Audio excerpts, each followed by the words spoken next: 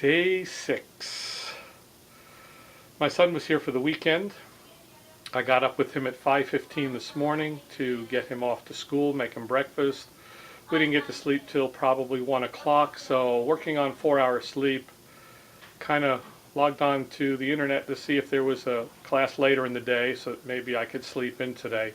No such luck. It's about 10 minutes after class is over, about 10:40. I thought it was going to be a yucky class. It turned out to be a really powerful class for me. Mandy is the instructor, and she is just so wonderfully awesome. The challenge for me is she knows me so well from my 100-day challenge that she pushes me. It was a small class. She knows my postures real well, knows what I'm capable of. Standing postures today were really strong. I fell out of Girarasana eagle pose towards the end. Utkatasana, awkward pose, was pretty strong. First set was really powerful. Second set, a little bit weaker. Stayed in the posture. Arms were really strong today. The last few days my arms were just hurting from holding them up through all three parts of the posture. Standing head to knee, Dandiyamana Janya Shirasana, just kind of focused on the standing leg, unbroken lamp post. Rest of the standing postures, Tula Dandasana balancing stick pose was really strong today. Not sure why. All the standing poses I felt good about. Floor postures were a little challenging today because I think I pushed them. Dandiyamana Bibhaktapada Paschimottanasana, standing separate leg stretching pose. I got in that pretty good. Then Dandiyamana Bibhaktapada Janya Shirasana, standing separate leg head to knee. Mandy really pushed me on that one so that I pushed my knee up and bent my head a little bit more so that I got a little further in the posture, and that felt good. Floor postures, Bhujangasana Cobra. A little weak on the first one, worked the second one a little harder. Salabhasana Locust, got my hands underneath on the first, both legs. Then the second part of the posture with both legs up. Got them off the ground a little bit.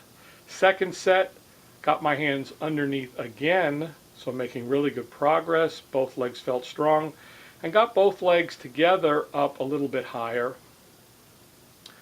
Ardha Karmasana, half tortoise pose. I asked Mandy about it after class when I got my hands in prayer position out in front of me and went to put my forehead to the floor. I went way forward and my butt wasn't anywhere near my feet.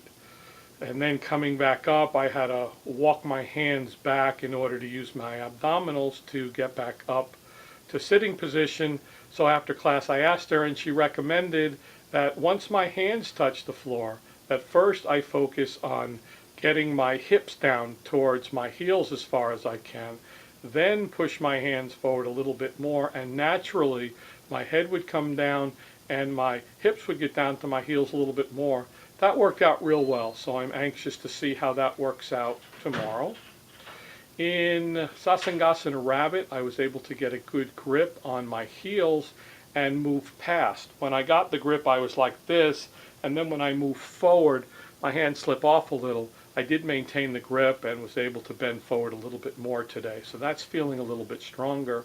And then Janu Shirasana, head to knee. I did get both hands kind of underneath my feet, but my feet were out of line. My body has to get back into a line. It's moving towards that, and it's feeling better every day. The sit-ups felt good today. I actually can get my 2 fingers around my big toe, working on getting them closer together in Paschimottanasana. Stretching pose, working on getting my heels together and not trying to bend down any further.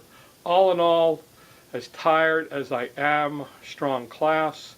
I'm really thinking seriously about my eating.